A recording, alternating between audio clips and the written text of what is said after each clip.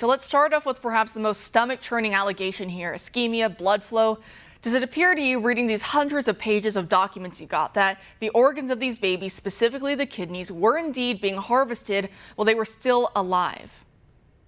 Yes, absolutely. That's the most troubling and the most outrageous part. One of the most outrageous parts, certainly probably the most troubling of everything that we're finding in these documents. That these are so what we have in partnership with Judicial Watch, we were able to obtain from the NIH under a Freedom of Information Act public FOIA request the original grant applications that the University of Pittsburgh submitted to the NIH for an over $3 million multi-year grant study where Pitt was trying to become, and apparently did become, a national distribution hub for the kidneys of aborted babies up to 5 and 6 months old. So some of these are coming from infants who are of a viable age that they could be delivered alive, and if rushed to the right NICU at the right hospital, could potentially survive after that.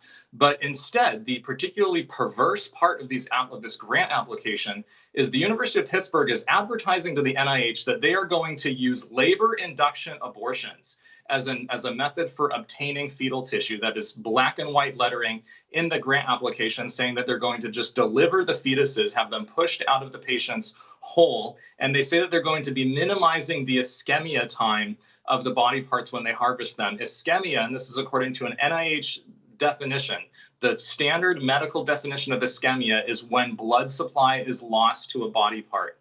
So explicitly in these grant applications, Pitt is advertising to the federal government they're going to deliver the fetuses whole. They're going to minimize the amount of time that there's a loss of blood supply to the kidneys before they cut them out. And when we confronted the University of Pittsburgh about this publicly, when we began to just last week, the University of Pittsburgh admitted in their statement, in their public media statement to news media, they said, yeah, ischemia means the time after the tissue harvesting procedure is completed. So what they're saying is that if ischemia means the time that blood supply is lost from the fetal kidneys, they're saying ischemia doesn't start until after they've cut the kidneys out. That means that there's still blood flow, there's still circulation. The hearts of these babies are still beating at the time that their kidneys are being cut out for millions of dollars in federal grant money from the NIH.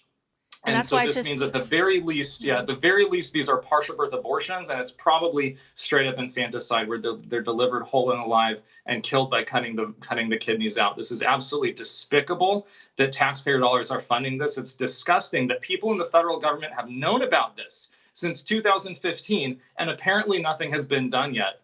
Respectfully, I think it's time that Merrick Garland should be called in front of the Senate Judiciary Committee. Francis Collins, the head of the NIH, should be called in front of the Senate Judiciary Committee. We saw how Senator Rand Paul grilled Dr. Fauci just a couple of weeks ago about unethical experiments on gain of function with taxpayer dollars. They should all face even more imperative scrutiny from the people's elected representatives about what they are doing to infants and to pregnant women at the University of Pittsburgh. By the way, the grant application was targeting pregnant women and their babies based on race. They had racial quotas for the number of minority infants and women who had to be harvested from.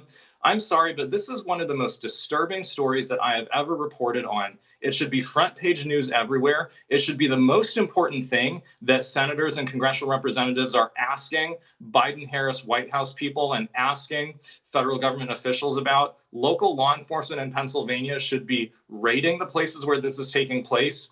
And it's really, I mean, this is something that everybody should be upset and heartbroken about.